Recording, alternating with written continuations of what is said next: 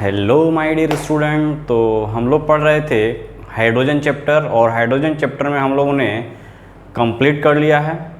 आज हम मूव करेंगे नेक्स्ट टॉपिक पे, और ये नेक्स्ट चैप्टर पे वो है एस ब्लॉक एलिमेंट। ठीक है, एस ब्लॉक एलिमेंट के बारे में पढ़ेंगे कि एस ब्लॉक एलिमेंट एक्चुअल में है क्या। ठीक है, इसको एस ब्लॉक क्यों बोलते हैं।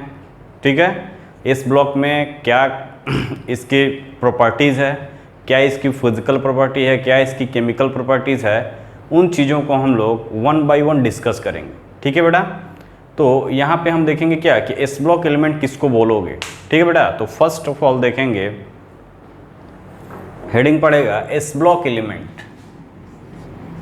एस ब्लॉक एलिमेंट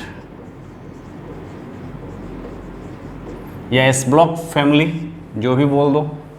तो अगर एस ब्लॉक की बात करें तो एस ब्लॉक में बेटा दो ग्रुप इंक्लूड है, ग्रुप 1 एंड ग्रुप 2। तो एस ब्लॉक में अगर बात करोगे तो दो ग्रुप है, ग्रुप 1 एंड 2। ठीक है, और ईच ग्रुप का क्या है, एक अगर जनरल फॉर्मूला एस ब्लॉक की बात करोगे इलेक्ट्रॉनिक कॉन्फ़िगरेशन, तो NS12। ठीक है, यानी कि वन बाय वन हम इसको डिस्कस करेंगे एक्चुअल में इसको क्यों बोल रहे हैं कि एस ब्लॉक एलिमेंट क्या है। ठीक है, इसमें थोड़ा चीज़ें देखेंगे क्या क्या कह रहा है। तो यहाँ पे लिखोगे एस ब्लॉक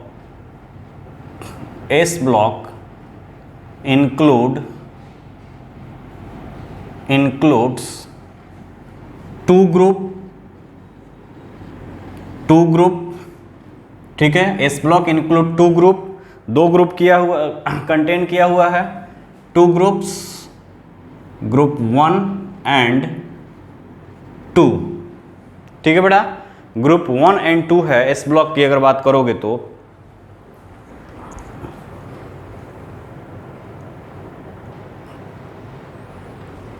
ठीक है बेटा, दो ग्रुप इंक्लूड किया है, ग्रुप 1 एंड 2। ठीक, बिकॉज ऐसा क्यों है, because S subcell can have maximum of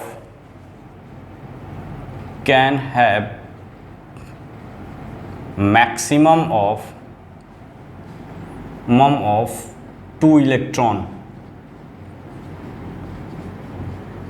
S subshell है, लास्ट इलेक्ट्रॉन एस में जाता, so it is called S block element. इसका जो लास्ट इलेक्ट्रॉनिक कॉन्फ़िगरेशन करोगे तो लास्ट इलेक्ट्रॉन किस में जाता है, ग्रुप 1 और 2 की बात करोगे तो एस सबसेल में जाता है, और एस सबसेल में मैक्सिमम 2 इलेक्ट्रॉन हो सकते हैं, यानी कि इनमें क्या है मैक्सिमम 2 इलेक्ट्रॉन है। इसीलिए क्या है बेटा मैक्सिमम 2 इलेक्ट्रॉन ओनली। तो इसलिए ग्रुप 1 एंड 2 में डिवाइड किया गया है। अगर हम बात करें इसका जनरल इलेक्ट्रॉनिक कॉन्फ़िगरेशन की, ठीक है, तो जनरल इलेक्ट्रॉनिक कॉन्फ़िगरेशन जो होगा, जनरल इलेक्ट्रॉनिक कॉन्फ़िगरेशन क्या हो जाएगा बेटा, NS12, वेयर n क्या है, where n is equal to number of shell. ठीक है बेटा, where n is equal to number of shell. तो जनरल इलेक्ट्रॉनिक कॉन्फ़िगरेशन अगर एस ब्लॉक की बात करोगे तो NS12 where n is the number of shell या number of valence shell, number of valence shell नहीं, नंबर ऑफ वैलेंस सेल। ठीक है, ये है। अगर हम बात करें ग्रुप 1 और ग्रुप 2 की, ठीक है, तो यहां पे देखेंगे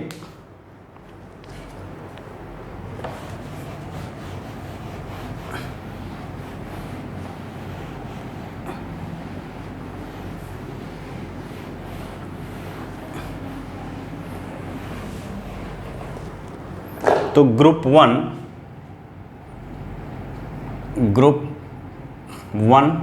और इसी को फर्स्ट ए ग्रुप भी बोलते हैं। इसी तरह अगर बात करो ग्रुप 2 की, ग्रुप 2 और ये क्या हो जाएगा, सेकेंड ए। ग्रुप 1 की अगर बात करोगे तो जनरल इलेक्ट्रॉनिक कॉन्फ़िगरेशन NS पे 1 होगा। अगर इसकी बात करोगे तो जनरल इलेक्ट्रॉनिक कॉन्फ़िगरेशन क्या हो जाएगा बेटा, NS2। ठीक है बेटा, ये होता है। इसको क्या बोल सकते हो, इसको बोलते हैं एल्कली मेटल। क्या बोलते हैं बेटा, एल्कली मेटल। एल्कली मेटल भी बोलते हैं। क्यों बोलते हैं वो बात की बात है। इसको बोलते हैं alkaline earth metal, alkaline earth metal. ठीक है, एल्कली मेटल और एल्कलाइन अर्थ मेटल की बात बोलते हैं। अगर हम बात करें यहाँ पे एलिमेंट की, कौन कौन से एलिमेंट है, तो यहाँ पे देखोगे तो लिथियम है, सोडियम है, पोटेशियम है, लिथियम सोडियम पोटेशियम, रुबिडियम है, सीजियम है एंड फ्रांसियम है। Lithium sodium potassium rubidium caesium and francium. यहाँ पे अगर बात करोगे तो बेरिलियम, ठीक है, magnesium, beryllium and calcium, boron, strontium and beryllium, magnesium, calcium, strontium and barium. ठीक है, और radium. Beryllium, magnesium, calcium, strontium, barium and radium. ये है क्या, ग्रुप 1 के element, and this is from group 2। अगर हम बात करें इस ग्रुप 1 और ग्रुप 2 की, तो लास्ट एलिमेंट जो होते हैं फ्रांसियम एंड रेडियम, तो last element of this two group are radioactive in nature. जो लास्ट एलिमेंट होते हैं बेटा वो रेडियो एक्टिव नेचर होते हैं। रेडियो एक्टिव नेचर का मतलब कि वो क्या होते हैं, वो स्पॉन्टेनियसली लाइट को इमिट करते हैं, अल्फा पार्टिकल बीटा पार्टिकल को इमिटर होते हैं। तो जो लास्ट एलिमेंट होते हैं ग्रुप फर्स्ट और ग्रुप सेकंड के, वो रेडियो एक्टिव एलिमेंट होते हैं। और जनरल कॉन्सेप्ट है जिसका एटॉमिक नंबर 83 से ज़्यादा होता है, वो क्या होते हैं, रेडियो एक्टिविटी शो करते हैं। ठीक है, तो अगर हम बात करें फ्रांसियम और रेडियम की, ठीक है, तो फ्रांसियम और रेडियम जो है, जो ग्रुप फर्स्ट और सेकंड के लास्ट एलिमेंट होते हैं, वो क्या होते हैं बेटा, रेडियो एक्टिव।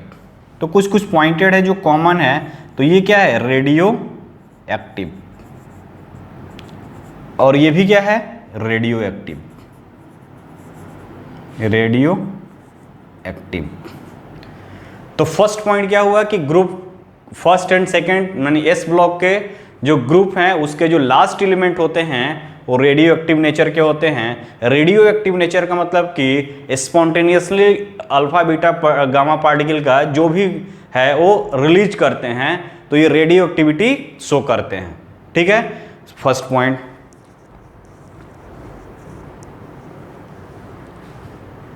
ये अगर बात करोगे तो ये क्या होते हैं बेटा, ये जो होते हैं हाईली रिएक्टिव होते हैं, और कोई भी रिएक्टिव स्पीसीज नेचर में क्या है, फ्रीली एग्जिस्ट नहीं करता है।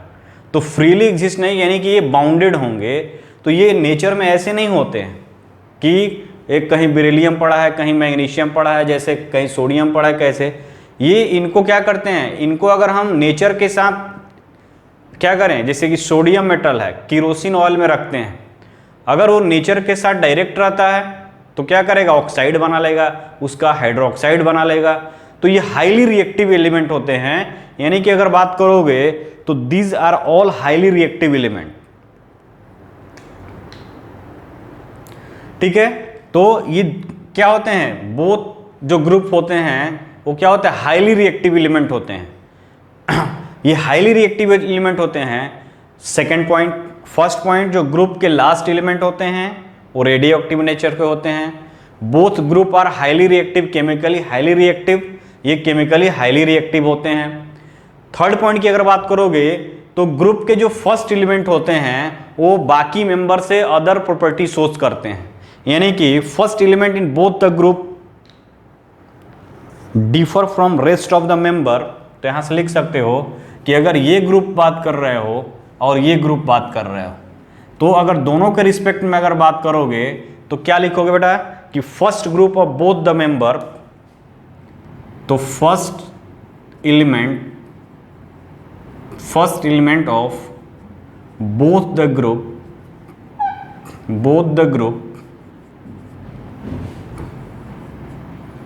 so different physical and chemical properties. First element of both the group so different physical and chemical characteristics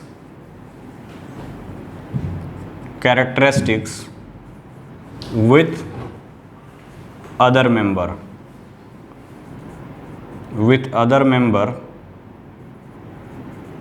of respective group.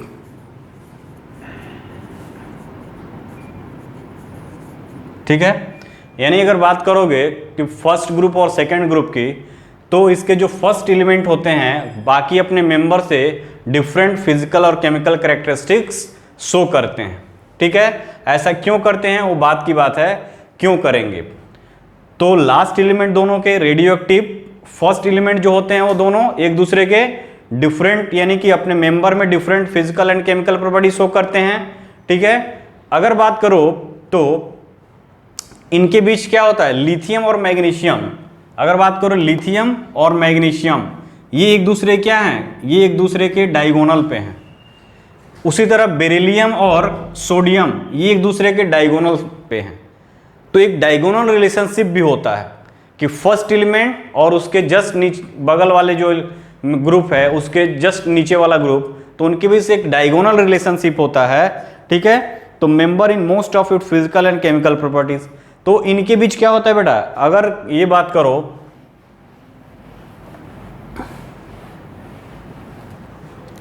तो ये है लिथियम, लिथियम के जस्ट ये है और बेरिलियम का जस्ट ये है, तो इनके बीच डायगोनल रिलेशनशिप होता है। इस रिलेशनशिप को बोलते हैं डायगोनल रिलेशनशिप, डायगोनल रिलेशन। ठीक है, तो 2-3 पॉइंट है जो आपको ध्यान में रखना है कि फर्स्ट और सेकंड ग्रुप में हाईली रिएक्टिव मेटल होते हैं। ठीक है, उनका जनरल इलेक्ट्रॉनिक कॉन्फ़िगरेशन क्या है, अगर फर्स्ट ग्रुप की बात करोगे तो NS1, सेकंड की बात करोगे तो NS2। फर्स्ट ग्रुप में कौन कौन से एलिमेंट है तो आपको दिख रहा है, lithium, sodium, potassium, rubidium, caesium, francium. Second group की बात करो beryllium, magnesium, calcium, strontium, barium और रेडियम। लास्ट एलिमेंट जो होते हैं वो रेडियो एक्टिव नेचर्स के शो करते हैं। जो फर्स्ट एलिमेंट होते हैं मेंबर में वो दूसरे से डिफर फिजिकल और केमिकल कैरेक्टरिस्टिक्स शो करते हैं। ठीक है, थर्ड पॉइंट, फोर्थ पॉइंट क्या है कि लिथियम मैग्नीशियम के साथ डायगोनल रिलेशनशिप शो करता है और बेरिलियम सोडियम के साथ डायगोनल रिलेशनशिप शो करता है। तो ये है क्या, ये है कुछ information related to both the group.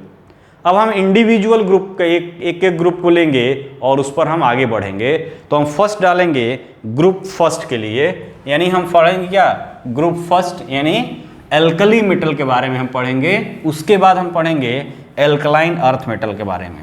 ठीक है बेटा, तो स्टार्ट करते हैं क्या, group first. Element of group first, element of group first, यानी कि फर्स्ट ग्रुप के एलिमेंट की बात करोगे और इसी को क्या बोलते हैं, ये न्यू वाला है, ये पुराना वाला है पीरियोडिक टेबल का। अब देखो यहाँ पे बेटा अगर हम बात करोगे तो general electronic configuration, general electronic configuration क्या था, NS1, यानी इसका जो लास्ट इलेक्ट्रॉन है वो s ऑर्बिटल में एंट्री कर रहा है, यानी लास्ट इलेक्ट्रॉन s ऑर्बिटल में एंट्री कर रहा है, that is why it is called s block element. ठीक है, यानी कि इसका इलेक्ट्रॉनिक कॉन्फ़िगरेशन करोगे जितने भी एलिमेंट हैं इसमें, तो लास्ट इलेक्ट्रॉन s ऑर्बिटल में जाएगा, यानी जो वैलेंस शेल का इलेक्ट्रॉन है, जो आउटर मोस्ट इलेक्ट्रॉन है that is in s orbital, so it is called s block element. तो पूरी पीरियोडिक टेबल के on the basis of presence of valence electron in particular subshell divided into 4 block. कौन कौन? s block, p block, d block and f block. अगर last electron s में जाता है s block, यदि लास्ट इलेक्ट्रॉन p में जाता है p block, last electron d में जाता है d block, last electron f में जाता है f ब्लॉक। तो on the basis of occupation of electron in subshell this block are divided into what? 4। और यदि पीरियडिक टेबल की बात करोगे तो पीरियडिक टेबल में ग्रुप भी है और पीरियड भी है, ठीक है। तो हम अगर ग्रुप की अगर बात करें तो एक एक ग्रुप को हम डिस्कस करेंगे, तो इसीलिए हमने लिया फर्स्ट ग्रुप का एलिमेंट। तो फर्स्ट ग्रुप के एलिमेंट की अगर बात करोगे तो इसमें एलिमेंट कौन कौन सा है, ठीक है। दूसरा क्या हो जाएगा? एटॉमिक नंबर क्या है इनका। तीसरा क्या हो जाएगा? With no electronic configuration with noble gas core, ठीक है। Electronic configuration with noble gas core. तो यदि हम बात करें यहाँ पे एलिमेंट की तो क्या क्या है बेटा? लिथियम है, हाइड्रोजन लिथियम सोडियम है, पोटेशियम है, रुबिडियम है, सीजियम है एंड फ्रांसियम है। लिथियम की एटॉमिक नंबर की बात करोगे तो क्या होता है बेटा? 3। सोडियम की बात करोगे 11, पोटेशियम की बात करोगे 19, रुबिडियम की बात करोगे 37, फिर ये 55, फिर ये 87। तो इस तरह से देख रहे हो इसका एटॉमिक नंबर क्या है? 87, 83 से ज़्यादा, that is why it show radio activity. तो एक क्या है कि जिसका एटॉमिक नंबर 83 से ज़्यादा होता है वो रेडियो एक्टिविटी शो करता है। अब electronic configuration with gas core, Nobel gas core, यानी नोबल गैस कोर की बात करोगे तो हीलियम, नियॉन, आर्गन, क्रिप्टॉन, जेनान होता है, ठीक है। तो यहाँ पे एक हीलियम के रिस्पेक्ट में हीलियम, यहाँ पे नियॉन के रिस्पेक्ट में हीलियम नियॉन, फिर आर्गन, यहाँ क्रिप्टॉन, यहाँ जेनान और यहाँ रेडान। इन सब के रिस्पेक्ट में अगर बात करोगे इलेक्ट्रॉनिक कॉन्फ़िगरेशन दिख रहा है कि नहीं, थोड़ा देख चेक कर लूँ। दिख रहा है, ठीक है। तो अगर बात करोगे हीलियम नियॉन तो करना क्या है बेटा? यहाँ पे ये हो गया तुम्हारा, इसको क्लोज करो। ओपन इलेक्ट्रॉनिक कॉन्फ़िगरेशन तुम पढ़े हुए हो पीरियोडिक टेबल में, तो वहाँ हम डिटेल नहीं जा रहे हैं, हम डायरेक्ट ये दिखा रहे हैं कि इसको एस ब्लॉक एलिमेंट क्यों बोलते हैं, ठीक है। एस ब्लॉक एलिमेंट क्यों बोलते हैं तो उसको देखोगे तो ये क्या हो जाएगा बेटा? लास्ट इलेक्ट्रॉन 2s1 में जाएगा, लास्ट इलेक्ट्रॉन 3s1 में जाएगा, लास्ट इलेक्ट्रॉन 4s1 में जाएगा, ये 5s1 में, और ये 6s1 में, और ये 7s1 में, 7s1। तो ये है लास्ट इलेक्ट्रॉनिक कॉन्फ़िगरेशन, यानी कि वैलेंस सेल का जो इलेक्ट्रॉनिक कॉन्फ़िगरेशन है उसको हमने दिया हीलियम के, क्या हीलियम है 2s1 हो गया, नियॉन है 3s1 हो गया, आर्गन है 4s1 हो गया। आर्गन के कितना होता है? 18, एक 19, उसी तरह यहाँ 10 ये, उसी तरह हीलियम का 2, एक 3, ठीक है। उसी तरह सबका है, ठीक है। 19 हो गया 34 क्रिप्टॉन का, ये हो गया 54 जेनान का, और ये 86 रेडान का।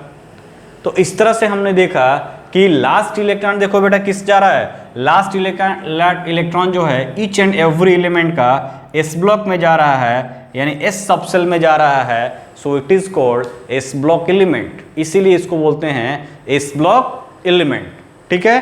तो ये तो था कॉन्फ़िगरेशन की बात। अब हम देखेंगे वन बाय वन इसका फिजिकल प्रॉपर्टीज। किसी भी व्यक्ति से अगर तुम मिलते हो तो सबसे पहले उसका फिजिक्स से इंटरेक्शन होता है, देन अगर उसके साथ तुम टाइम स्पेंड करते हो तो उसकी नेचर के पते में, यानी केमिस्ट्री के केमिकल नेचर के बारे में पता चलता है कि वो किस टाइप का है। तो हम फर्स्ट इंट्रोड्यूस किए हैं एस ब्लॉक एलिमेंट से, तो सबसे पहले इस एलिमेंट का फिजिकल प्रॉपर्टीज क्या है, उसके बाद हम एंट्री करेंगे कहाँ पे? केमिकल प्रॉपर्टीज में। तो सबसे पहले हम डिस्कस करेंगे physical property of one S block element यानी group first element.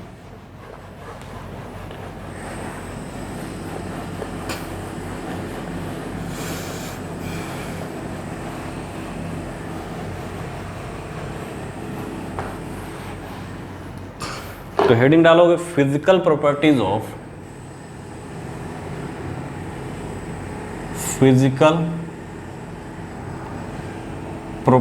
Of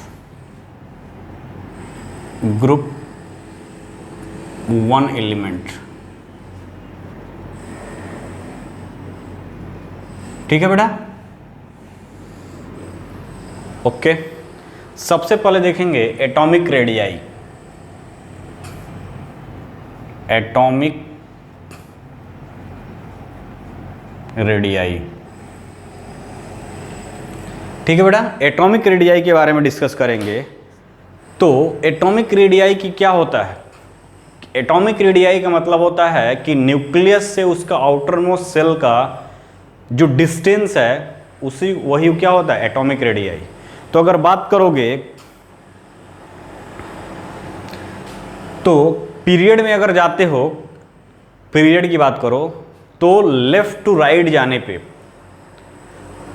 period में लेफ्ट टू राइट जाने पे साइज डिक्रीज करता है। तो साइज डिक्रीज करेगा यानी उसका एटॉमिक रेडियाई डिक्रीज करेगा। तो आप कह सकते हो कि फर्स्ट पीरियड का जो ग्रुप है यानी फर्स्ट पीरियड जो है, ठीक है, जो तुम्हारा पीरियडिक टेबल का जो फर्स्ट पीरियड है उसका क्या है? साइज मैक्सिमम है। यानी इनका एटॉमिक रेडियाई क्या है? अपने जितने भी पीरियोडिक टेबल है उसमें सबसे ज़्यादा है, यानी लार्ज साइज है। एटॉमिक रेडियाई मतलब कि न्यूक्लियस से उसके आउटर मोस्ट सेल का जो डिस्टेंस होता है that is the atomic radii.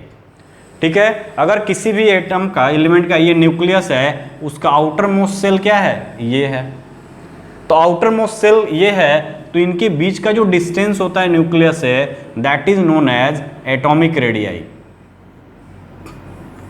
तो अगर बात करोगे तो पीरियड में, यानी कि पीरियड की बात करोगे तो जैसे जैसे इधर मूव करते हो साइज छोटा होते जाता है।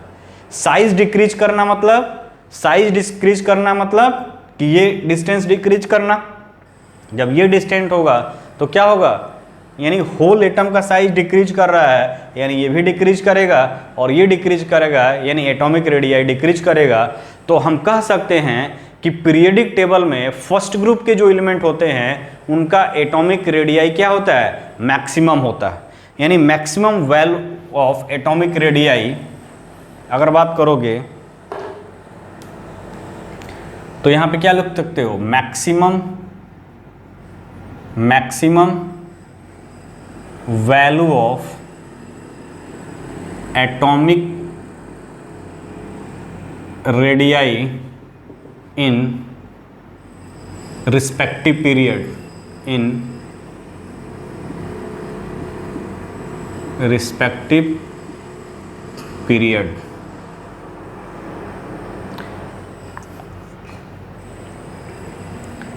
ठीक है बेटा, फर्स्ट पॉइंट,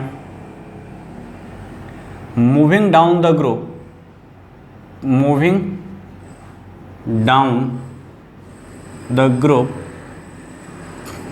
नीचे जाओगे तो साइज क्या हो रहा है बेटा? इंक्रीज कर रहा है। जब ग्रुप में नीचे जाओगे तो साइज इंक्रीज कर रहा है, एटॉमिक नंबर इंक्रीज कर रहा है। तो जब साइज इंक्रीज करेगा तो क्या होगा? नंबर ऑफ सेल इंक्रीज करेंगे तो उसका आउटर मोस्ट क्या होगा? और बढ़ते जाएगा। यानी moving down the group atomic radii, atomic radii increases. यानी ग्रुप में जैसे जैसे नीचे जाएंगे एटॉमिक रेडियाई क्या होगा बेटा? इंक्रीज करेगा। First point. सेकेंड अगर बात करोगे आयनिक रेडियाई, दूसरा अगर बात करोगे तो that is the ionic radii.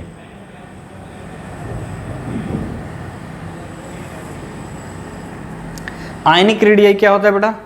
तो आयनिक रेडियाई जो होता है, आयन कैसे बनते हैं? जब कोई भी मेटल एक इलेक्ट्रॉन लूज करे, यानी कि आफ्टर लूजिंग इलेक्ट्रॉन क्या बनते हैं? आयन बनते हैं। यानी आयनिक रेडियाई की बात करोगे तो ये मेटल है, मेटल क्या करेगा, एक अगर इलेक्ट्रॉन लूज कर रहा है तो इस पर चार्ज आएगा और ये 1 इलेक्ट्रॉन, तो दैट इज द आयन। ठीक है, तो alkali metal atom loss 1 electron to form unipositive mono positive cation, यानी कि मोनोपॉजिटिव केटायन बना। अब तुमको पता है कि जो केटायन का साइज होता है वो क्या होता है बेटा, less than the parent atom. ये पढ़े होगे पीरियोडिक टेबल में, जब पढ़े होगे तो यानी कि हम बात करें यहां पे तो लिख सकते हो क्या, alkali metal, alkali metal, alkali metal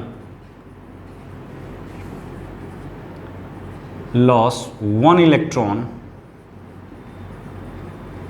1 electron to form mono positive cation, mono positive cation, mono positive cation बनाता है। ठीक है बेटा, अब देखो केटायनिक रेडियस जो होता है, नीचे लिखोगे, this is the first point था, केटायनिक, केटायनिक रेडियाई, यानी केटायनिक radii is less than the, cationic radii is less than the, cationic radii is less than the atomic radii।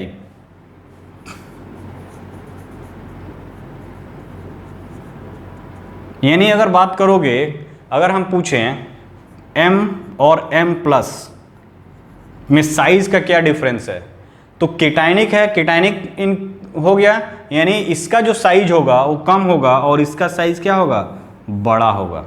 अब अगर देखो जैसे सोडियम की बात करोगे, सोडियम का electronic configuration 1s2, 2s2, 2p6, 3s1 अभी हमने देखा।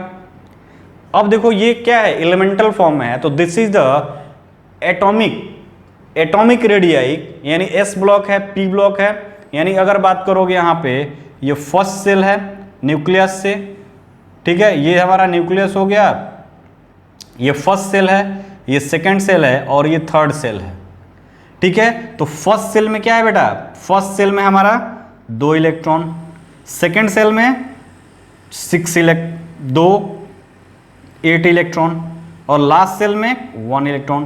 तो ये था क्या, atomic radii, this is the atomic radii. तो ये एटॉमिक रेडियाई था।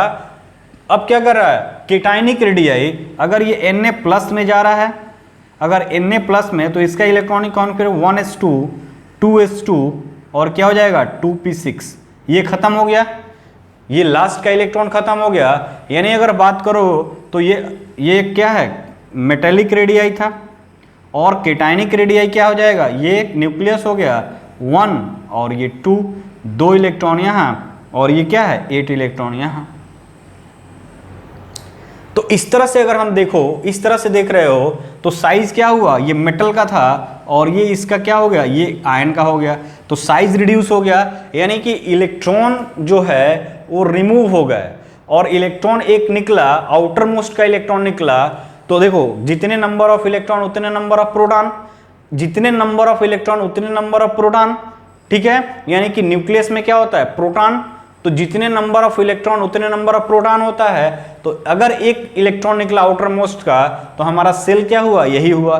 तो जो डिस्टेंस हुआ वो सेल का क्या हुआ, वो उसका जो आउटर मोस्ट सेल हुआ अब ये हो गया। अब डिस्टेंस घट गया और डिस्टेंस घट गया तो फोर्स क्या होगा, अट्रैक्शन फोर्स बढ़ जाएगा, साइज रिड्यूस हो जाएगा। तो that is why cation is lesser in size than its parent. जितने भी केटायनिक स्पीसीज होते हैं वो अपने पेरेंट से क्या होते हैं, छोटे साइज के होते हैं। यदि हम बात करें कैल्शियम की, कैल्शियम और कैल्शियम 2+, तो कैल्शियम 2+ का साइज क्या होगा, छोटा होगा एज कंपेयर टू कैल्शियम। क्यों होगा बेटा, क्योंकि इलेक्ट्रॉन को इवॉल्व करोगे सेल ही गायब हो जाएगा, और जब सेल गायब हो जाएगा तो क्या होगा, साइज डिक्रीज कर जाएगी। दूसरे एस्पेक्ट में आउटर मोस्ट का इलेक्ट्रॉन रिवॉल्व निकाल रहे हो, तो जितने नंबर ऑफ इलेक्ट्रॉन उतने number of proton. Outer most हमारा चेंज हो गया, तो उसके जस्ट नीचे वाला सेल क्या होगा, अब वो आउटर मोस्ट हो गया, तो नंबर ऑफ जितना इलेक्ट्रॉन है वो क्या करेगा, ज्यादा फोर्स लगाएगा, साइज को और रिड्यूस कर देगा। तो that is why cation is smaller in size than its parent ion. तो नीट के एग्जाम में कभी कभी डायरेक्ट इस पर क्वेश्चन आता है कि arrange the size of the following element या फॉलोइंग केटायन। तो जिस पर चार्ज ज्यादा उसका साइज सबसे कम। कौन सा charge, positive charge. Negative charge होगा तो बढ़ जाएगा। तो जिस पर चार्ज ज्यादा उसका साइज सबसे कम। तो हम कह सकते हैं कि जो केटायन होते हैं उनका साइज जो होता है वो उनके पेरेंट एटम होते हैं उनसे छोटा होता है। ठीक है बेटा, तो ये है क्या, ये है हमारा आयनिक रेडियाई के बारे में।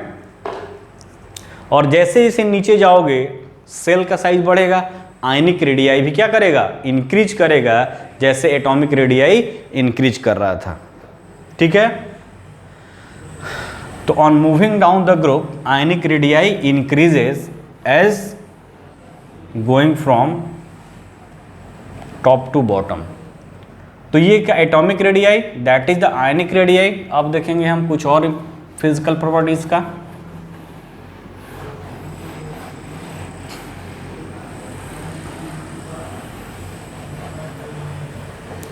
अब हम देखेंगे आयोनाइजेशन एनर्जी। थर्ड जो पॉइंट है बेटा, थर्ड देखेंगे आयोनाइजेशन।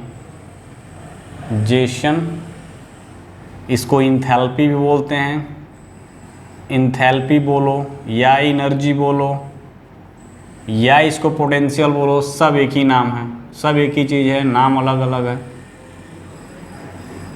तो ionization enthalpy, ionization energy, ionization potential, सबका मतलब एक ही होता है। ठीक है, सबका मतलब क्या होता है बेटा, एक ही होता है। आयोनाइजेशन पोटेंशियल ये पढ़े चुके हो, ये पढ़े चुके हो, लेकिन फिर भी यहाँ पढ़ रहे हो, यही तो है केमिस्ट्री। यानी केमिस्ट्री क्या है, एक दूसरे से लिंक्ड है। पढ़े चुके हो फिर भी पढ़ रहे हो, यही इसका खासियत है। आयोनाइजेशन एनर्जी होता क्या है, ठीक है। तो हम आपसे डिफिनीशन नहीं पूछ रहे हैं, हम जानना चाह रहे हैं आप जानते क्या हो, कितना इसके बारे में जानते हो कि what is the ionization energy.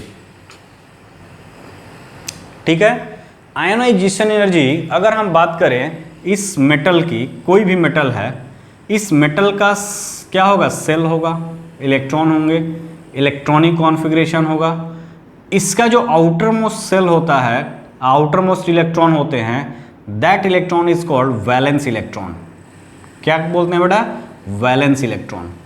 क्यों बोलते हैं, because this electron get participate in chemical reaction.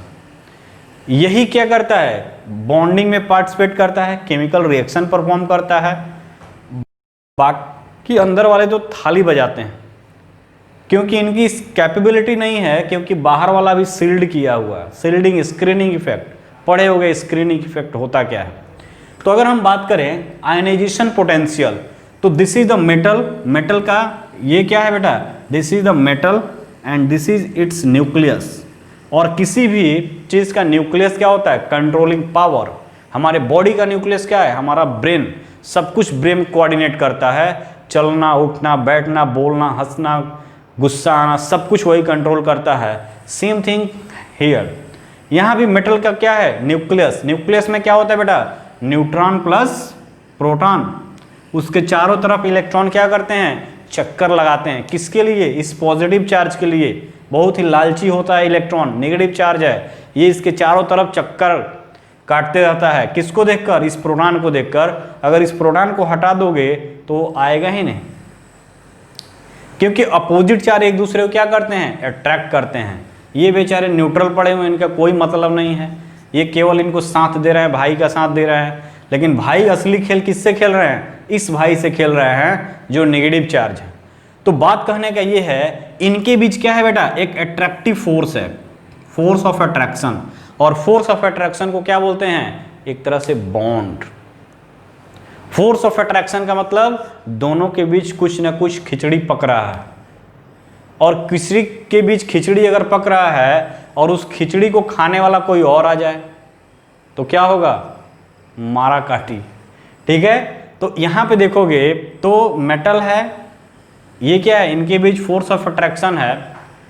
तो इस आउटर मोस्ट वैलेंस इलेक्ट्रॉन को बाहर करने के लिए हम क्या देते हैं? कुछ ऐसा तिकड़म लगाते हैं कि दोनों में खटपट हो जाए। ये रियल लाइफ में भी होता है। अगर दो लोगों के बीच क्या हो रहा है? दोस्ती हो रहा है, तो तीसरा जो है वो चाहेगा कि कैसे इनको ब्रेक कर दिया जाए। तो सेम थिंग यहाँ भी है। तो जितना एनर्जी रिक्वायर्ड होगा इसको, इस मेटल को मेटल प्लस में जाने के लिए, यानी एक इलेक्ट्रॉन लूज करने के लिए, तो मेटल से कैटायन के फॉर्म में जाने के लिए आउटर मोस्ट इलेक्ट्रॉन को निकालने के लिए क्या कर रहे हो यहाँ पे बेटा? बॉन्ड को ब्रेक कर रहे हो। हम बॉन्ड इसलिए बोल रहे हैं क्योंकि इनके बीच अट्रैक्शन है, उसको तोड़ रहे हो, और तोड़ने के लिए एनर्जी देनी पड़ती है। जहां बॉन्ड फॉर्मेशन होता है एनर्जी रिलीज होती है, हम यहां एनर्जी दे रहे हैं। तो किसी भी मेटल को उसके गैसियस कैटायन में कन्वर्ट करने के लिए, यानी उसके आउटर मोस्ट इलेक्ट्रॉन को रिवॉल्व निकालने के लिए जो एनर्जी प्रोवाइड करते हैं, that energy is called ionization energy. अगर पोटेंशियल के टर्म में लोगे तो पोटेंशियल एनर्जी, और एनर्जी जहां आया इंथैल्पी आ गया, because enthalpy is the thermodynamic parameter और which measure the energy of the bond. Ionize करने के लिए जो एनर्जी देते हैं that is known as ionization energy. अब ये आयनाइजेशन एनर्जी डिपेंड किस पे करेगा कि कौन कौन से ऐसे फैक्टर हैं जिस पर आयनाइजेशन एनर्जी डिपेंड करता है? तो सबसे पहले कि सेल, यानी कि वो किस ऑर्बिटल्स में है, आउटर मोस्ट इलेक्ट्रॉन किस ऑर्बिटल में है। तो यहाँ पे एस ब्लॉक में है तो एस ऑर्बिटल में होगा।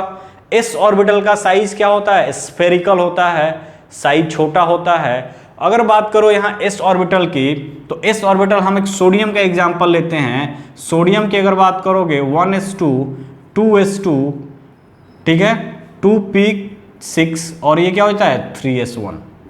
तो this is the outer most valence electron. इसी को निकालकर हमको Na+ बनाना है, यानी इसको आयोनाइज करना है। और Na+ बनाने के चक्कर में हम देखो क्या पा रहे हैं, 1s2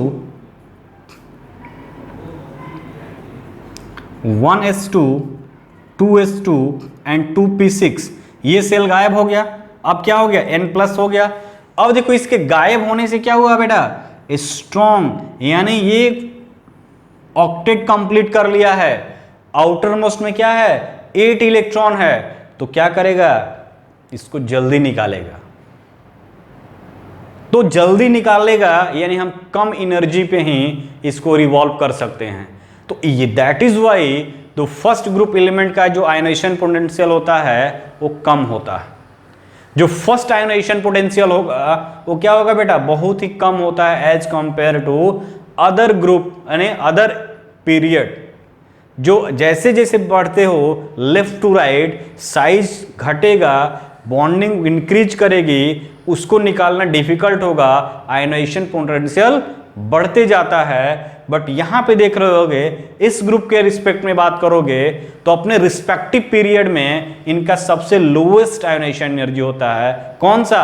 फर्स्ट आयनाइजेशन एनर्जी। एक इलेक्ट्रॉन रिवॉल्व करोगे तो बोलोगे फर्स्ट आयनाइजेशन एनर्जी, उसके बाद दूसरा इलेक्ट्रॉन रिवॉल्व करोगे बोलोगे सेकेंड आयनाइजेशन एनर्जी। अब दूसरा इलेक्ट्रॉन यहां पे निकालने के लिए ये p6 ऑर्बिटल है, फुलफिल ऑर्बिटल है। फुलफिल ऑर्बिटल है यानी कंप्लीट, उसका क्या है? कंप्लीट 6 इलेक्ट्रॉन है, और कंप्लीट है तो वो अनकंप्लीट में नहीं जाना चाहेगा, बिकॉज कंप्लीट जो होता है वो हाईली स्टेबिलिटी को प्रोवाइड करता है। तो सेकेंड आयोनाइजेशन एनर्जी जो होता है इनका बहुत ही हाई होता है। तो कभी कभी क्वेश्चन बनता है कि second ionization energy of 1s group element is higher than first, why? Explain करो। तो क्या करोगे बेटा? तो सेकेंड आयोनाइजेशन एनर्जी में हमको जो इलेक्ट्रॉन निकालना है वो fulfil orbital of p electron, p orbital से निकालना है, जो कि क्या है? बहुत ही टफ है as compare to 1s electron को निकालना। और देखो 1s इलेक्ट्रॉन को जब निकाल रहा है तो क्या गेन कर रहा है? नोबेल गैस कॉन्फ़िगरेशन, यानी कि ऑक्टेट कंप्लीट कर रहा है, तो ये निकालने में ही मजा है, क्योंकि इसको निकाल देगा तो इसका ऑक्टेट क्या हो जाएगा, कंप्लीट हो जाएगा। ठीक है, तो अगर बात करोगे lowest ionization energy in their respective period, तो लिख सकते हो आयनाइजेशन एनर्जी की बात करोगे, their first ionization energy is, first ionization energy is lowest in their respective period। यदि पीरियड की कंपेयर करोगे, ठीक है, तो इनका क्या होता है, first ionization energy lowest in their respective period की बात करोगे, आयनाइजेशन एनर्जी क्या होगा बेटा, जैसे जैसे नीचे जाओगे साइज इंक्रीज करेगा और इसका क्या होगा, फोर्स का अट्रैक्शन कम हो जाएगा, यानी जितने दूर जाओगे ये सेल बढ़ते जाएगा, यहां गया इस पर इसका कंट्रोल कम हो जाएगा, आउटर मोस्ट इलेक्ट्रॉन का कंट्रोल, क्या इलेक्ट्रॉन पे कंट्रोल कम होगा, ये फोर्स डिक्रीज करेगा, तो कम हीट में हम इसको क्या करेंगे, बाहर निकाल देंगे। तो आप लिख सकते हो ionization energy decreases on moving down the group, moving down the group, ठीक है, यानी कि नीचे जाने पे क्या होता है, आयनाइजेशन एनर्जी डिक्रीज कर रहा है, कौन सा, इस फर्स्ट ग्रुप का। नीचे जाओगे ग्रुप में तो आयनाइजेशन एनर्जी डिक्रीज कर रहा है, बिकॉज साइज ऑफ मेटल क्या हो रहा है, इंक्रीज कर रहा है, तो साइज बढ़ेगा और वैलेंस सेल दूर होते जाएगा, न्यूक्लियस का उस पर कंट्रोल और कम होते जाएगा, तो इजी वे में इलेक्ट्रॉन को इजेक्ट कर दोगे, कम एनर्जी देकर इजेक्ट कर दोगे, तो आयनाइजेशन एनर्जी क्या होगा बेटा, डिक्रीज कर जाएगा। अगर हम बात करें सेकेंड आयनाइजेशन एनर्जी, तो सेकेंड आयनाइजेशन एनर्जी की बात करोगे तो delta ionization energy second is greater than delta I ionization energy of first. तो second ionization energy of group first element is greater than the first ionization energy. तो कभी कभी statement में question अगर आता है कि फर्स्ट ज्यादा होगी कि सेकेंड, तो second ionization energy of group first is always greater than first ionization energy. तो वही हमने लिखा डेल्टा एच आई का मतलब क्या, आयनाइजेशन एनर्जी, ठीक है, या enthalpy of second is greater than first. तो ये दो तीन पॉइंट है जो आपको आयनाइजेशन एनर्जी से रिलेट करना है, यानी इनका आयनाइजेशन एनर्जी अपने लोवेस्ट होता है पीरियड में। अपने ग्रुप की अगर बात करोगे तो ग्रुप में नीचे जाओगे तो आयनाइजेशन एनर्जी घटेगा, बिकॉज साइज बढ़ेगी तो अट्रैक्टिव फोर्स कम होगा, आउटर मोस्ट इलेक्ट्रॉन का जो कनेक्शन होगा न्यूक्लियस से वो धीरे धीरे लूज होगा, तो कम एनर्जी प्रोवाइड करके हम उसको आउटर मोस्ट से बाहर कर सकते हैं, इसको आयोनाइज कर सकते हैं। सेकेंड आयोनाइजेशन एनर्जी क्यों ज्यादा होता है, बिकॉज फर्स्ट इलेक्ट्रॉन निकलने के बाद जो इनर ऑर्बिटल होता है वो फुलफिल होता है। तो किसी भी ऑर्बिटल सबसेल से अगर फुलफिल है, हाफ फिल है, उसकी स्टेबिलिटी सबसे ज्यादा होती है। तो फुलफिल होने के कारण वो अपना p6 इलेक्ट्रॉन है, तो फुलफिल होने के कारण वो अपना इलेक्ट्रॉन जल्दी लूज नहीं करेगा, तो ज्यादा से ज्यादा हीट प्रोवाइड करोगे तब जाकर वो अपना इलेक्ट्रॉन लूज करेगा। That is why second ionization energy is higher than the first ionization energy. ठीक है बेटा, अब हम देखेंगे हाइड्रेशन एंथैल्पी।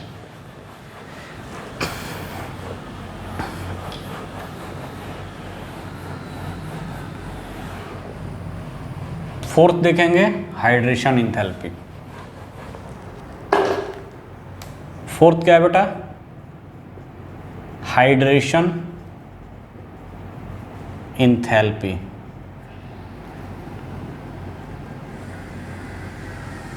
या हाइड्रेशन एनर्जी, कुछ भी बोल सकते हो।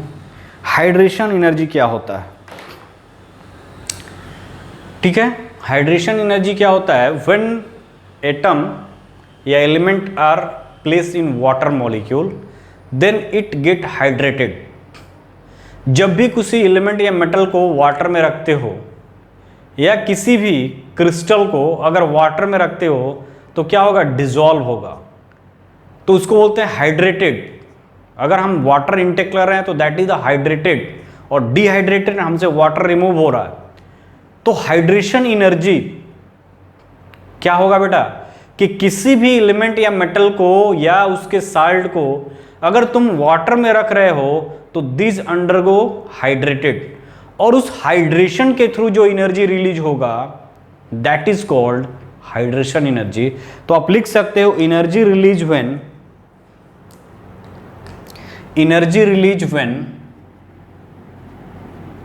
energy released when ion get ion molecule, energy released when ion of an element, ion of an element get hydrated. Energy released when ion of an element get hydrated, that is known as hydration energy. होता क्या है बेटा, यहां पे देखो कि ये एक मेटल आयन है, ठीक है, यूनि पॉजिटिव है, यूनि मोनोकेटायन मेटल आयन है। इस मेटल आयन को क्या करेंगे हम एक वाटर में ऐड करेंगे। ये वाटर है, इसमें वाटर है चारों तरफ, ठीक है। ये वाटर में ऐड किए तो होता क्या है, ठीक है, वाटर में जैसे ऐड करेंगे तो मेटल पे क्या है, ये प्लस चार्ज है। अब वाटर की बात करोगे तो दिस इज द वाटर, इस पर नेगेटिव डाइपोल है, इस पर प्लस चार्ज, इस पर प्लस चार्ज, तो इनके बीच क्या होगा बेटा, इंटरेक्शन होगा, डाइपोल इंटरेक्शन, डाइपोल इंटरेक्शन होगा, यानी इसका प्लस चार्ज, उसी तरह यहां पे भी वाटर है, इसके साथ इंटरेक्शन होगा, यानी चारों तरफ क्या है, इसके चारों तरफ वाटर है। देखो यहां पे इनके इस वाटर के साथ इंटरेक्शन होगा, उसी तरह चारों तरफ इसके क्या है बेटा, वाटर है। उसी तरफ ये देखो ये है, यानी चारों तरफ से इसको क्या किए हैं, वाटर और वाटर का डाइपोल यानी नेगेटिव और मेटल का प्लस चार्ज के बीच इंटरेक्शन होगा, अपोजिट डाइपोल डाइपोल इंटरेक्शन होगा। और इस डाइपोल के इंटरेक्शन होने के कारण क्या होगा, इस अगर हम मेटल मान ले, इसी को अगर हम मान ले यहाँ पे, this is the metal ion, इसके चारों तरफ वाटर का लेयरिंग होगा, इसके चारों तरफ वाटर क्या होंगे, जिसको जहां भी मौका मिलेगा यहां भी जाएगा, इसके साथ यानी इसके साथ, यानी अगर बात करोगे तो इनके बीच जो बॉन्ड का एक इंटरेक्शन हो रहा है और बॉन्ड का फॉर्मेशन यानी एनर्जी का रिमूवल, एनर्जी रिलीज होती है, तो that energy is called hydration energy.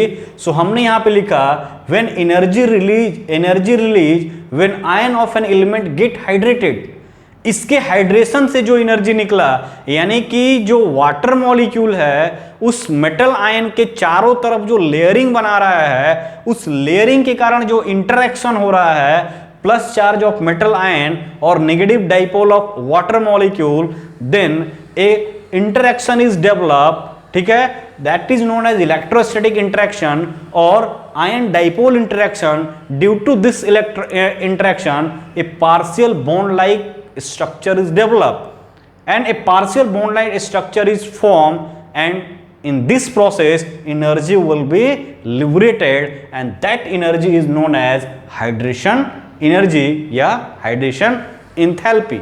उसी को बोलेंगे क्या, hydration energy या hydration enthalpy। तो जितना अगर बात करें देखो बेटा, तो उसको हम लोग बोला हाइड्रेशन एनर्जी या इंथैल्पी। ये तो हुआ क्या कॉन्सेप्ट कि हाइड्रेशन इंथैल्पी बोलते क्यों, यानी कि गेट हाइड्रेशन को जो एनर्जी रिलीज होता है that is known as hydration energy. अगर हम ग्रुप की बात करें तो ग्रुप में हम क्या जाते हैं, जब ऊपर से नीचे मूव करते हैं यानी टॉप टू बॉटम जाते हैं तो साइज इंक्रीज करता है।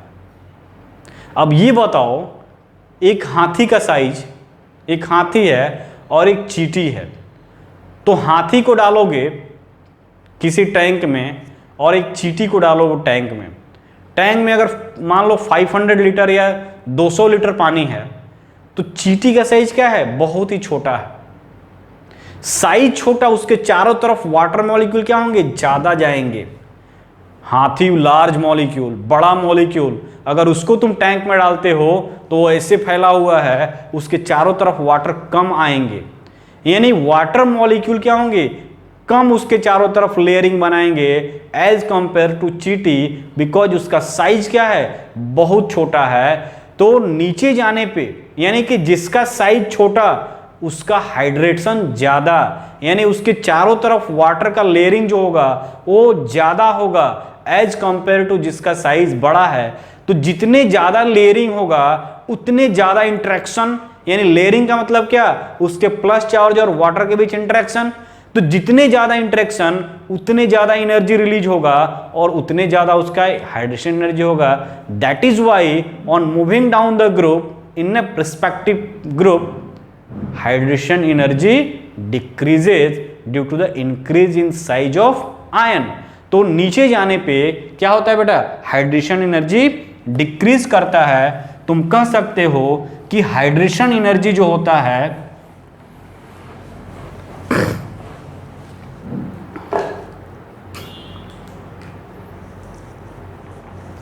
Smaller the size of ion, तो यहां लिख सकते हो smaller the size of ion, more number of water molecule get surrounded and higher will be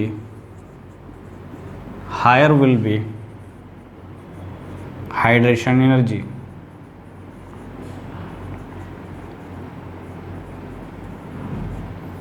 third point लिखोगे on moving down the group, on moving down the group, size of ion increases and hydration energy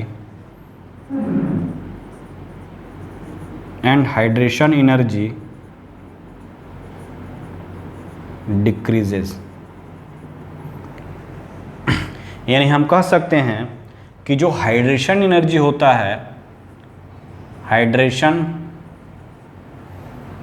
energy या enthalpy की बात करो, hydration enthalpy दोनों एक ही है बेटा, कोई दिक्कत नहीं है, inversely proportional to size of metal plus ion. Size जिसका छोटा हाइड्रेशन एनर्जी ज़्यादा, साइज जिसका बट ज़्यादा हाइड्रेशन एनर्जी कम। तो कभी कभी हाइड्रेशन एनर्जी से रिलेटेड एक बहुत ही बेहतरीन क्वेश्चन पूछता है हाइड्रेटेड मॉलिक्यूल का साइज। तो यदि हम बात करें लिथियम सोडियम पोटेशियम की, तो हाइड्रेशन एनर्जी की बात करोगे बेटा, तो सबसे ज़्यादा हाइड्रेशन एनर्जी किसका होगा, लिथियम का।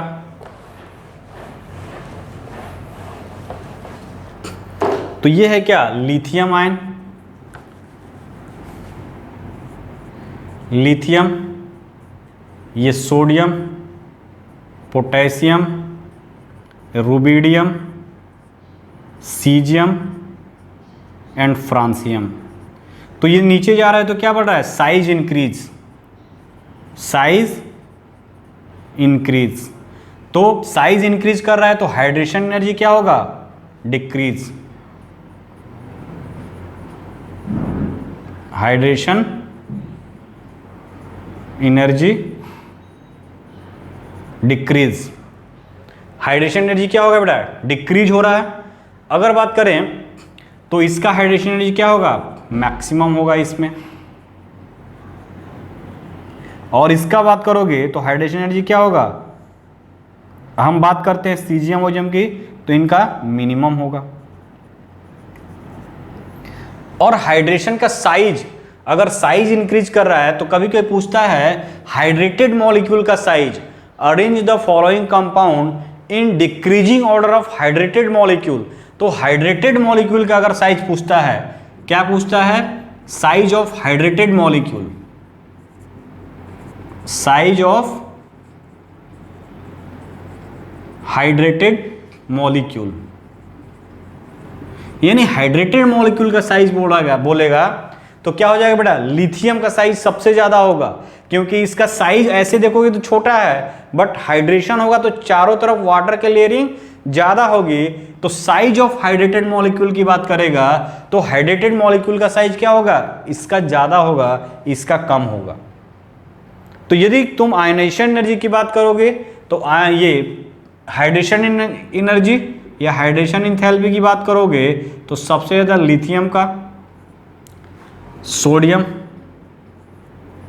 फिर पोटेशियम, फिर rubidium and then caesium and सबसे कम फ्रांसियम। तो हाइड्रेशन एनर्जी का यही हुआ, और साइज ऑफ हाइड्रेटेड मॉलिक्यूल ये भी टर्म यही होगा। साइज अगर यूजुअल पूछता है तो साइज इसका सबसे बड़ा फ्रांसियम का, बट यदि पूछता है कि हाइड्रेटेड मॉलिक्यूल का साइज क्या है तो जिसका साइज छोटा उसका हाइड्रेटेड मॉलिक्यूल, उसका हाइड्रेशन ज्यादा, तो हाइड्रेटेड मॉलिक्यूल का साइज क्या होगा? इंक्रीज कर जाएगा। तो ये सब कंसेप्ट है। आपको क्वेश्चन अगर घुमाकर पूछता है, अगर नीचे जा रहे हो तो साइज इंक्रीज कर रहा है, नो डाउट, सब में इंक्रीज करता है ग्रुप में।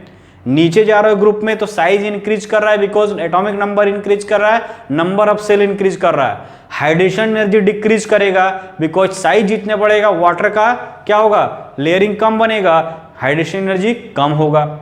अगर पूछ रहा है कि हाइड्रेटेड मॉलिक्यूल का साइज क्या है तो हाइड्रेटेड मॉलिक्यूल का साइज जस्ट रिवर्स होगा। सीजियम और फ्रांसियम का साइज जो है ऐसे नॉर्मल केस में बड़ा है, बट हाइड्रेटेड मॉलिक्यूल के रिस्पेक्ट में बात करेगा तो हाइड्रेटेड मॉलिक्यूल में इसका साइज सबसे छोटा हो जाएगा, बिकॉज यहाँ पे वाटर का जो लेयरिंग होगा, हाइड्रेशन होगा, वो बहुत कम होगा। इसका एक्चुअल साइज है वही होगा, बट यहाँ लिथियम में क्या हो रहा है बेटा? गेट हाइड्रेशन, यानी कि ज्यादा से ज्यादा लेयरिंग बन रहा है तो साइज इंक्रीज कर जाता है। तो यदि हाइड्रेटेड मॉलिक्यूल का साइज पूछता है तो लिथियम जो हाइड्रेटेड मॉलिक्यूल होगा उसका साइज सबसे ज्यादा होगा। ठीक है बेटा, तो ये है तुम्हारा क्या? Hydration energy. अब हम देखेंगे फिफ्थ जो है वो है इलेक्ट्रोनेगेटिविटी। जो फिफ्थ का कंसेप्ट क्या है? इलेक्ट्रोनेगेटिविटी।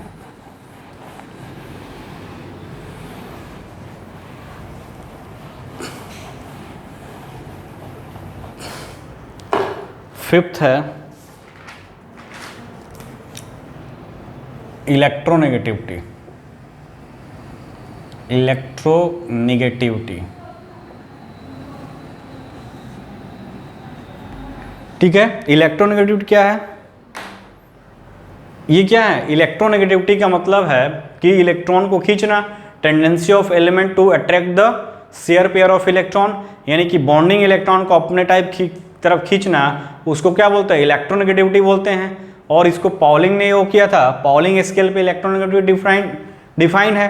ठीक है, तो इलेक्ट्रोनेगेटिविटी फर्स्ट ग्रुप का क्या होता है? ये पॉजिटिव चार्ज होते हैं, यूनि पॉजिटिव चार्ज होते हैं, मेटल्स होते हैं। और मेटल क्या होते हैं? मेटल की प्रॉपर्टी होता है इलेक्ट्रॉन को लूज करना, तो इलेक्ट्रॉन को ये खींचेंगे नहीं, तो ये क्या होता है? लो electronegativity.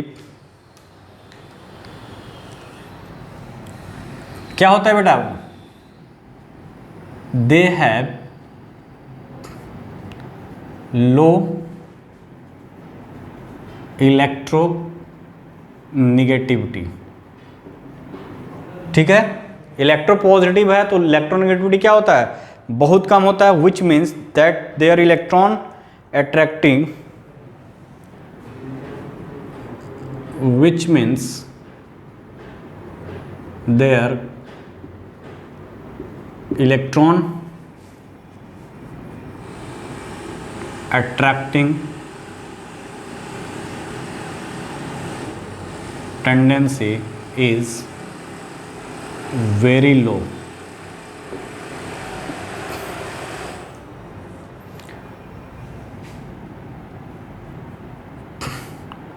On moving down the group, moving down the group electronegativity decreases. Moving करोगे डाउन में तो इलेक्ट्रोनेगेटिविटी क्या होगा, डिक्रीज करेगा। नेक्स्ट देखेंगे oxidation state and electropositive character.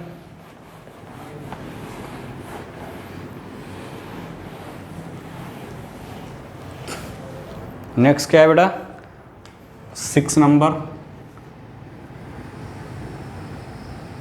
Oxidation state, oxidation state and electro positive character.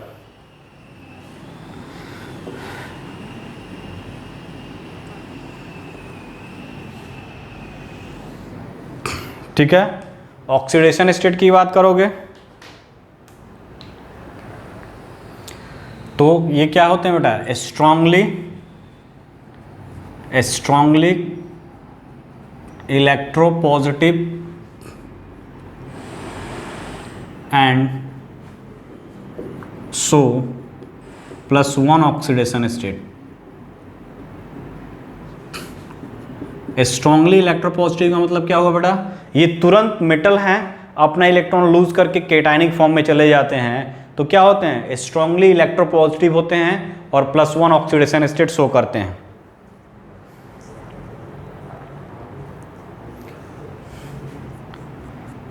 On moving down the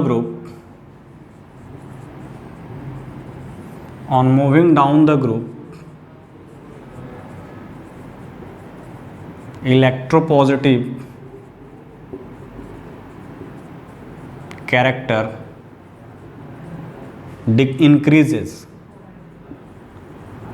ऐसा क्यों होगा बेटा कि नीचे जाओगे साइज बढ़ेगा, आउटर मोस्ट इलेक्ट्रॉन का न्यूक्लियस पे कंट्रोल कम होगा तो जल्दी अपना क्या करेगा, इलेक्ट्रॉन निकालेगा आउटर मोस्ट का, यानी जल्दी इलेक्ट्रॉन निकालेगा, वो जल्दी इलेक्ट्रोपॉजिटिव होगा। यानी हम कह सकते हैं on moving down the group electropositive character increases. ठीक है, ठीक है बेटा, यानी इलेक्ट्रोपॉजिटिव कैरेक्टर मेटल से क्या बनना, मेटेलिक आयन के फॉर्म में जाना। तो जैसे नीचे जाओगे साइज बढ़ेगा, आउटर मोस्ट इलेक्ट्रॉन का कंसेप्ट जो आउटर मोस्ट और दूर होते जाएगा न्यूक्लियस से, अट्रैक्टिव फोर्स डिक्रीज करेगा, और जब डिक्रीज करेगा तो आउटर मोस्ट इलेक्ट्रॉन जल्दी निकलेगा, यानी तुरंत इलेक्ट्रोपॉजिटिव कैरेक्टर शो करेगा, यानी तुरंत केटाइनिक फॉर्म में जाएगा। ठीक है, अब हम देंगे मेटेलिक कैरेक्टर।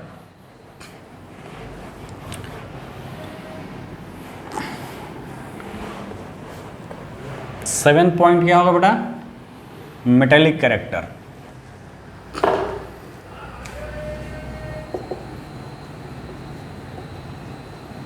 मेटेलिक कैरेक्टर तो पता है ये सॉफ्ट मेटल होते हैं, तो लिख सकते हो they are typical metal and soft. Typical metal होते हैं and are soft. Most of them can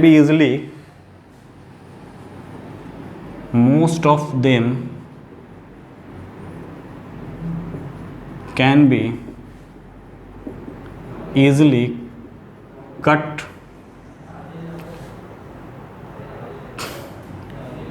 with a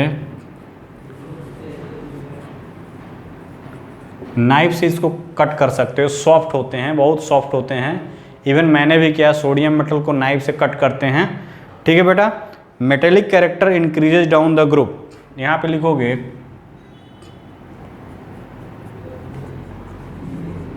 metallic character increases down the group. ऐसा क्यों है, मेटेलिक कैरेक्टर होता क्या है, मेटल की प्रॉपर्टीज पढ़े होगे क्लास 10th में, कि जो क्या करता है, तुरंत केटायन बनाता है, जो हार्ड होता है तो ये सॉफ्ट मेटल के कैटेगरीज में आते हैं। तो ये क्या होते हैं, तुरंत कैटायनिक फॉर्म में जाते हैं, अपना इलेक्ट्रॉन लूज करते हैं, लेस इलेक्ट्रोपॉजिटिव होते हैं, इलेक्ट्रोपॉजिटिव होते हैं, ठीक है। तो ये सारे शो करते हैं, इसलिए क्या होता है, मेटेलिक कैरेक्टर इंक्रीजेज, नीचे जाने पे साइज बढ़ेगा, तुरंत मेटल के फॉर्म में जाएंगे, मेटेलिक कैरेक्टर क्या होगा, इंक्रीज कर जाएगा। अगर हम बात करें मेल्टिंग एंड बॉइलिंग पॉइंट की,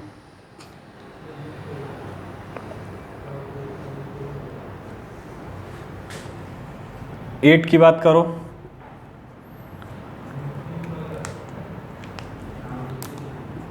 melting point and boiling point.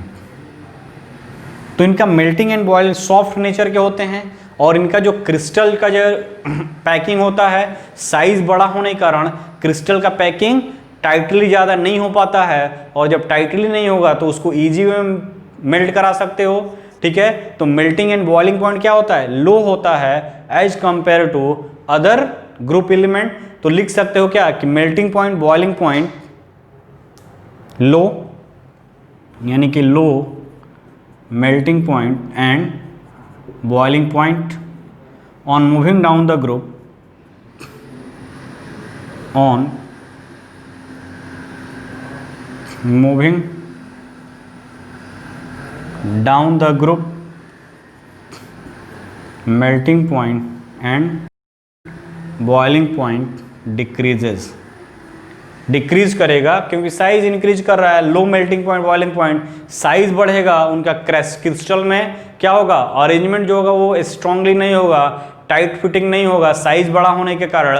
और जब ऐसा होगा तो क्या होगा, वो लूजली अरेंज्ड होंगे और इजीली ब्रेक हो जाएंगे, यानी लो टेम्परेचर और लो बॉइलिंग पॉइंट होगा इनका, ठीक है। डेंसिटी जो है वो थोड़ा इंपॉर्टेंट है। अब देखेंगे डेंसिटी,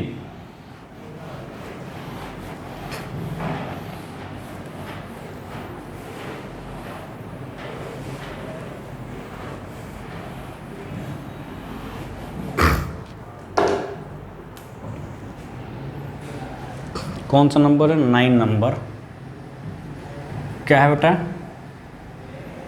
डेंसिटी। तो डेंसिटी सबको पता है, फॉर्मूला मास अपॉन वॉल्यूम होता है, ठीक है। डेंसिटी क्या होता है बेटा, मास अपॉन वॉल्यूम, ठीक है। तो अगर हम बात करें, alkali metal are very light and having large size, क्या होते हैं, alkali metals are very light, हल्के होते हैं, and large size.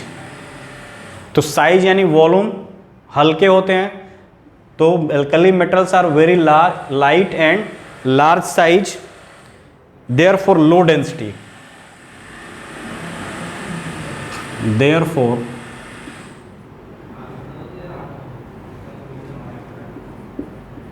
low density,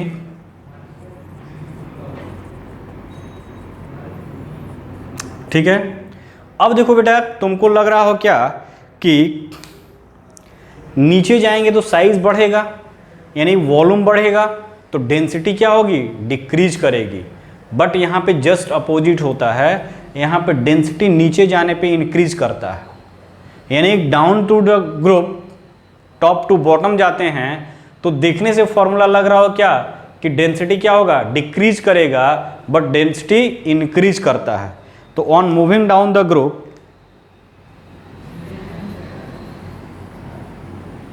on moving down the group, density increases, density increase करता है। ऐसा क्यों होगा, on moving down the group density increases, तो इसका रीजन क्या है बेटा,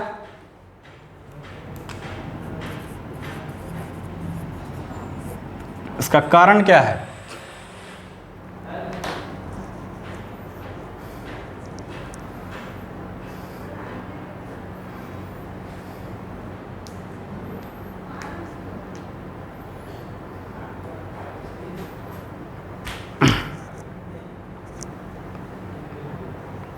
तो लिख सकते हो ऑन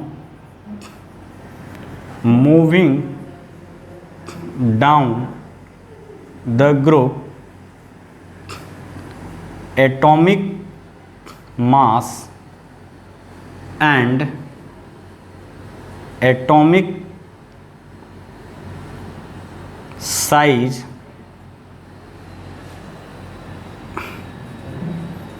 इंक्रीजेस। नीचे जाते हैं डाउन में तो atomic mass and atomic size क्या होते हैं, बोथ इंक्रीज करते हैं। On moving down the group atomic mass and atomic size both increases, both increases. तो साइज का रिलेशन किससे है बेटा, इस एटॉमिक साइज का रिलेशन हमारा वॉल्यूम से है। साइज बड़ा वॉल्यूम ज़्यादा, तो एटॉमिक मास का रिलेशन इससे है। यानी हम बात करेंगे एटॉमिक मास इससे और एटॉमिक साइज इससे, ठीक है। दोनों इंक्रीज कर रहा है, दोनों इंक्रीज कर रहा है। तो यहां पे लिखोगे but increase in atomic mass, but increase in atomic mass is more compared to, but increase in atomic mass is more compared to atomic size, ठीक है। therefore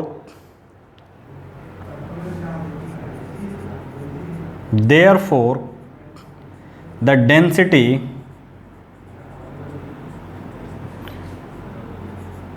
mass upon volume increases down the group।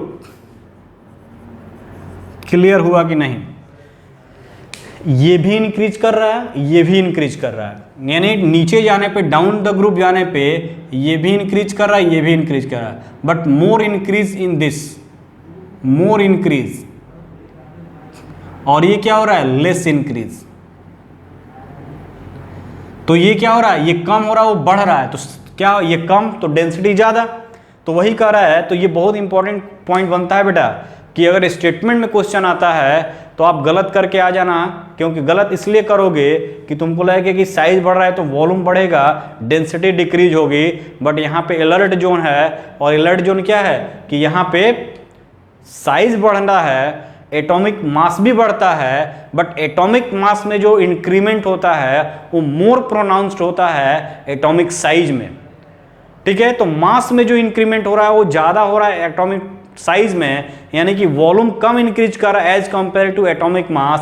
That is why D is equal to m by value, m by v increases on moving down the group. तो density क्या हो रहा है बेटा, increase कर रहा है। तो यहां से क्वेश्चन बनने की संभावना है, बिकॉज यहां पे एक्सेप्शनल चीजें हैं जो तुम सोच रहे हो उससे अलग हटके है। तो ये क्या है, एग्जाम के लिए यानी हॉटस्पॉट एरिया है तुम्हारे लिए। जो एग्जामिनर पेपर बनाएगा, अगर हमको भी सेटिंग करने के लिए पेपर मिले तो मैं यहाँ से जरूर पेपर्स को सेट करूँगा, ताकि यहाँ पे आपको गलती होने का चांस 101% है। तो इसको ध्यान रखना बेटा। यानी अगर हम बात करें तो डेंसिटी की, तो डेंसिटी की अगर ऑर्डर हो जाएगा वो क्या हो जाएगा, सबसे नीचे वाला ग्रुप सबसे ज़्यादा डेंस, फिर उसके बाद उससे कम वाला। यानी कि डेंसिटी की बात करोगे तो डेंसिटी क्या हो गया बेटा, डेंसिटी का ऑर्डर इंक्रीज कर रहा है।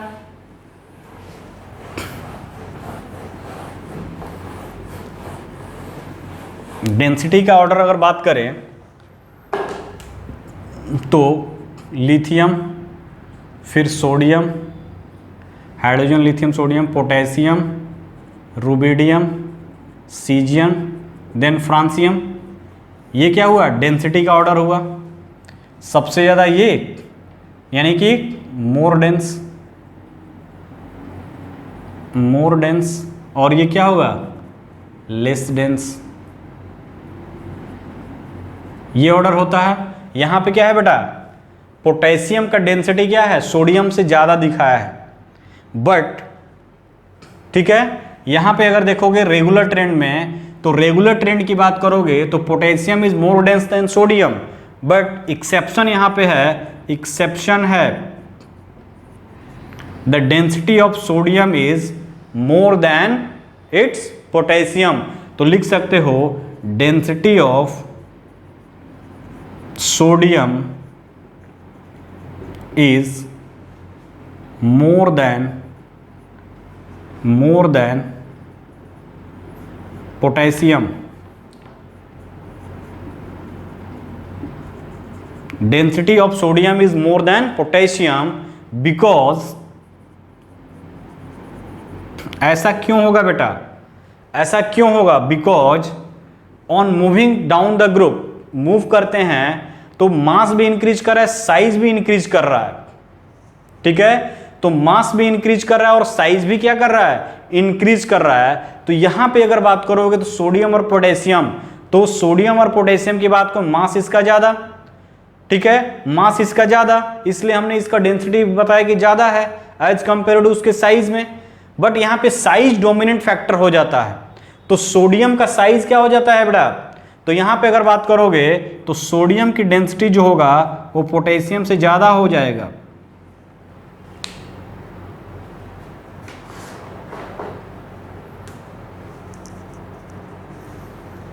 दिस इज ड्यू टू, यहां से लिख सकते हो this is due to abnormal increase in abnormal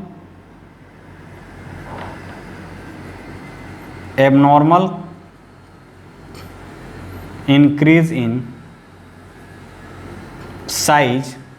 This is due to the abnormal increase in atomic size. This is due to the abnormal increase in atomic size or atomic volume. ठीक है, atomic size and atomic volume as we move from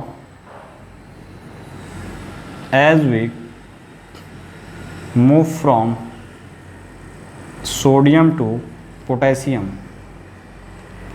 यानी sodium का ज़्यादा होता है, usual trend ये है, but ये क्या हो जाएगा बेटा, सोडियम का ज़्यादा होगा यहाँ पे। यानी कि अगर बात करोगे तो क्या हो जाएगा यहाँ पे, ये सोडियम का यहाँ पे ज़्यादा होगा, किससे, पोटेशियम से। ठीक है, तो इस तरह से इसका ट्रेंड आएगा, यानी सोडियम का ज़्यादा देन पोटेशियम का। तो यूजुअल ट्रेंड नीचे जाने पे बढ़ रहा है डेंसिटी, बट सोडियम और ग्रुप में अगर जाओगे तो सोडियम का घटना चाहिए, बट यहाँ क्या होता है, सोडियम का पोटेशियम से ज़्यादा होता है। तो this is the hottest point of examiner. ये एग्जामिनर के लिए क्या है, सबसे फेवरेबल पॉइंट है क्वेश्चन बनाने का। ठीक है बेटा, अब देखेंगे दूसरा पॉइंट, प्रॉपर्टीज क्या है, coloration to the flame.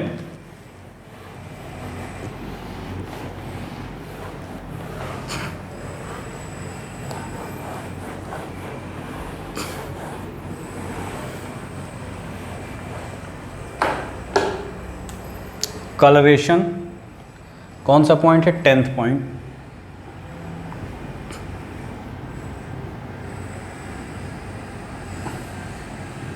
coloration to the flame। Coloration to the flame की बात करोगे, कलरेशन टू द फ्लेम, ठीक है, अगर हम कलरेशन टू द फ्लेम की बात करोगे तो इसका जो मेटल का क्लोराइड्स होते हैं, इसको क्या करते हैं, एक प्लैटिनम रॉड पे लेके अगर इसको फ्लेम के पास ले जाते हैं तो डिफरेंट कलर शो करेगा, अलग अलग एलिमेंट, यानी अलग अलग एटॉम जो मेटल है वो अलग अलग कलर शो करते हैं। तो उसके बेसिस पे हम इसको क्या कर सकते हैं, डिफ्रेंशिएट करते हैं। तो अगर हम बात करें तो क्लोराइड ऑफ एल्कली मेटल, तो लिख सकते हो chloride of alkali metal, chloride of alkali metal when heated on platinum wire, when heated on platinum wire, ठीक है, platinum wire impart characteristic color, impart characteristic color, impart characteristic color to the flame,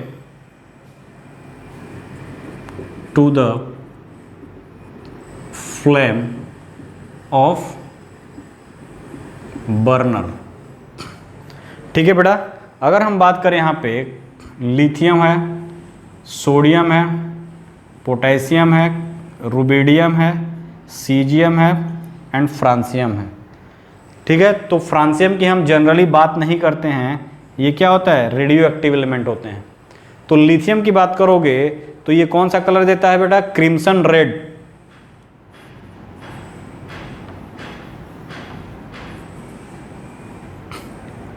crimson red, ये होगा golden yellow,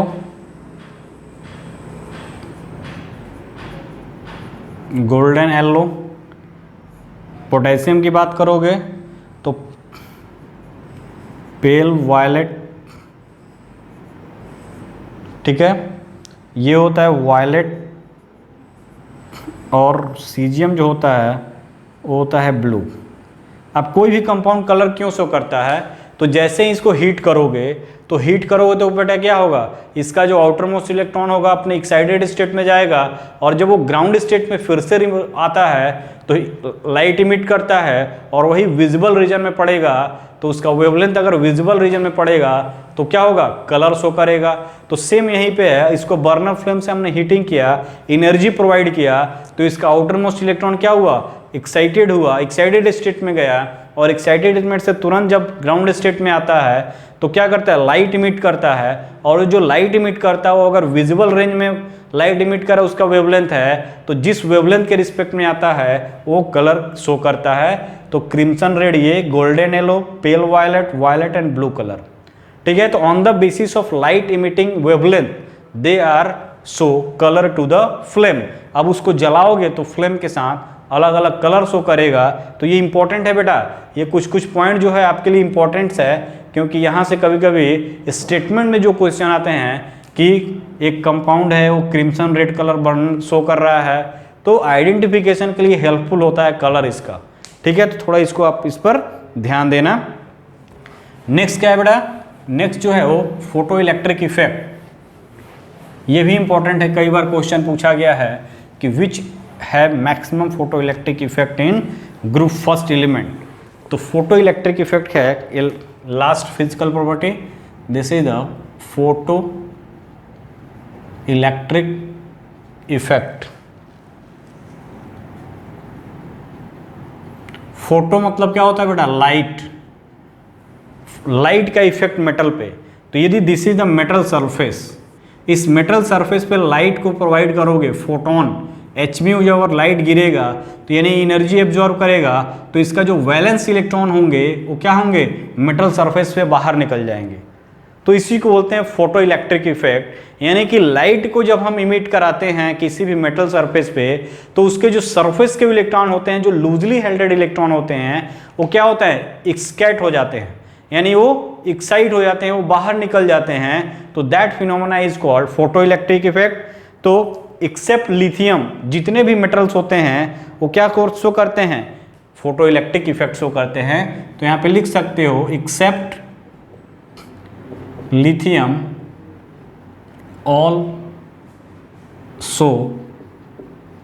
all exhibit